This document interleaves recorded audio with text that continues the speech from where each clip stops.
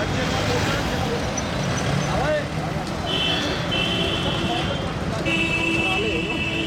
Uncle जी, क्या नाम है आपका? अजय कुमार। अजय साहब, ये नोटबंदी का क्या असर रहा है? कुछ असर रहा है आपकी खेती पर इस बार? नहीं रहा है? बहुत असर है। 500 का नोट लेके जाओ तो कोई बीज देने को तैयार नहीं, सोसाइटी वाले खाद देने को तैयार नहीं। 1000 का नोट तो बिल्कुल ही बंद हो गया। अब कल मेरा गांव भविष्य है, 5 लाख का कैश आया उस बैंक में 2 दिन के बाद। एक एक के सिक्के, 2-2 के सिक्के दे दिए गए 10-10 हज़ार रुपये के बदले। कौन लेगा उन्हें? लेगा कौन उन्हें? 10-10 हज़ार रुपये अगर विड्रॉ किए तो एक एक के सिक्के मिले, 2-2 के सिक्के। कहाँ गए नोट? मोदी जी को अगर नोट ही बंद करने थे तो पहले आरबीआई को निर्देश देते कि नोट छपवाते, और मार्केट में सबसे पहले ज़रूरत है 500 के नोट की। अगर किसी का एटीएम है, उसने 2000 रुपये निकाल लिया, बैंक से ले लिए, डाकखाने से ले लिए, 2000 के बदले 500 का सामान लिया, 1500 कहाँ से देगा दुकानदार? तो इसलिए छोटा नोट पहले ज़रूरी था। तो आपके अभी बुआई इस वक्त क्या गेहूं की बुआई करते हैं, क्या करते गेहूँ की हैं? उसमें कोई फ़र्क पड़ रहा है? बहुत फ़र्क पड़ रहा है। बिना खाद के गेहूँ बो रहे हैं। खाद मिल ही नहीं रहा पुराने नोटों से। जो सहकारी बैंकों पे मोदी जी की सरकार ने जो प्रतिबंध लगाया ऑल इंडिया, वो सबसे गंदा सब्जेक्ट है। सहकारी बैंकों पे तो प्रतिबंध लगना ही नहीं चाहिए था, क्योंकि 90% किसानों के खाते जिला सहकारी बैंकों में है, और सहकारी समितियों का जो लेन देन है वो उन्हीं से है, सहकारी बैंकों से। कहाँ से लेगा नोट? कहाँ से खाद बीज का पेमेंट करेगा किसान? अब तितावी मिल का पेमेंट 160 करोड़ रुपए रिलीज हो गया, लेकिन रमाला समिति में पड़ा है, बैंकों को रिलीज नहीं किया।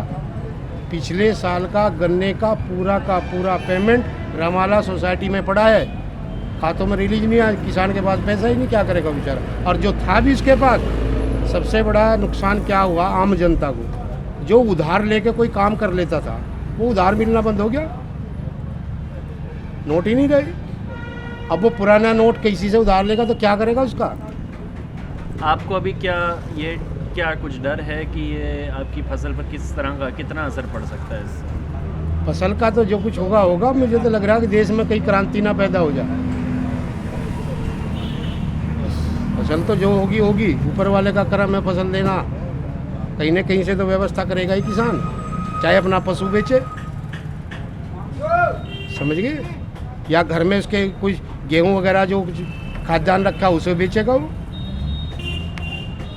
ये तो क्रांति आ सकती है इस देश में। यही हालात रहा। कल 1 तारीख है, आज 2 है। मुजफ्फरनगर कैशलेस है पूरा जिला।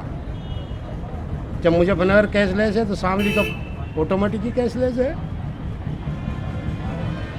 कैशलेस की बात करती है सरकार, तो कैशलेस ही पहले। आज पेपर में मैंने पढ़ा 144 करोड़ रुपए हर बैंक को चाहिए डेली लेन देन के लिए। क्यों नहीं दे रहे बैंक को? 5-5 लाख रुपए में देश चल रहा।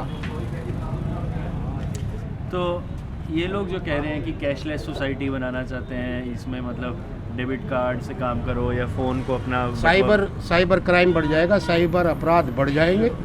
बहुत अनपढ़ अभी बहुत लोग हैं, नहीं चला सकते मोबाइल और नेट, क्योंकि यहाँ से सदियों से यहाँ की व्यवस्था रही, चाहे रामचंद्र जी के कार्यकाल से या श्री कृष्ण के। ब्रज 84 की अर्थव्यवस्था कामधेनु थी, गाय के दूध से ही सारी अर्थव्यवस्था थी, और कोई इंडस्ट्री तो थी नहीं उस समय, या राम के ज़माने में कोई इंडस्ट्री थी? दूध से ही, खेती से ही सारी देश की अर्थव्यवस्था थी। और यहाँ सदियों से एक परंपरा चली आ रही है, नकदी का लेन देन अधिक है, नकद व्यवस्था ही चलेगी। अब मोदी जी को तो बैठे बैठाए वहीं 7RCR पे डेबिट कार्ड और क्रेडिट कार्ड सब चीज़ें उपलब्ध हो जाएगी।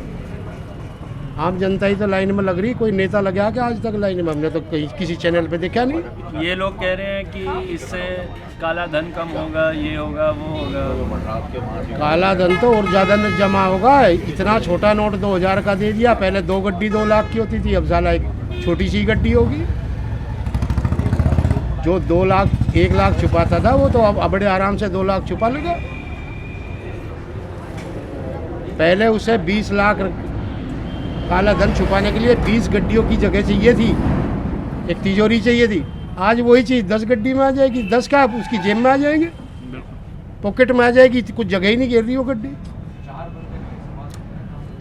आप कोई संदेश अपनी तरह से देना चाहते हैं सरकार को, मोदी जी को? मैं तो ये कहना चाहता हूँ सरकार को, जो सरकार देश के साथ धोखा किया है। जब 2 महीने पहले अरिजीत पटेल गवर्नर बने, उससे पहले कोई और थे, तो मोदी जी कह रहे कि 6 महीने से नए नोट छप रहे। फिर तो इसका मतलब 7 RCR में प्रधानमंत्री आवास में दस्तखत करा लिए अरिजीत पटेल के। ये झूठा क्यों बोल रहे हैं? देश को गुमराह कर रहे हैं। 2 महीने पहले गवर्नर की नियुक्ति कह रहे कि 6 महीने से नोट छपवा रहे। तो 6 महीने पहले देश के साथ कितना बड़ा धोखा हुआ। गवर्नर रंगराजन और नोट पे दस्तखत अरिजीत पटेल के। ये तो धोखा है देश के साथ।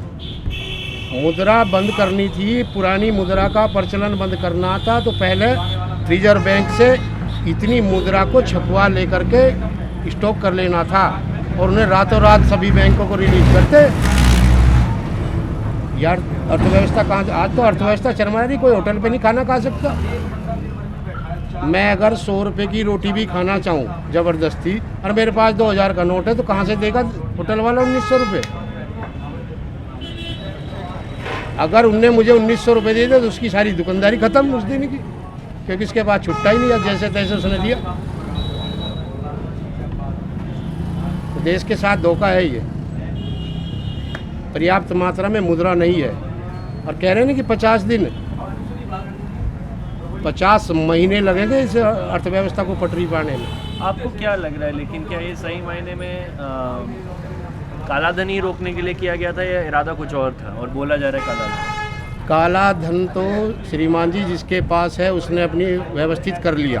उसके 100 तरीके हैं। लोगों ने डॉलर खरीद लिए, लोगों ने सोना खरीद लिया, जनधन खातों में जमा करा दिए, एक्स्ट्रा और के खातों में जमा करा दिए। अब जो बचा 10 लाख ले जाओ सरकार के पास। काला धन की कहाँ जरूरत पड़ रही? तो 5 लाख लेके चले आओ, दे देंगे वो तो 5-5 लाख 10-10 लाख जमा करके जो एक्स्ट्रा है। अब यहाँ तो ना तो काला है श्रीमान जी, ना यहाँ धोला है, ना तो ना वाइट ना खुली किताब।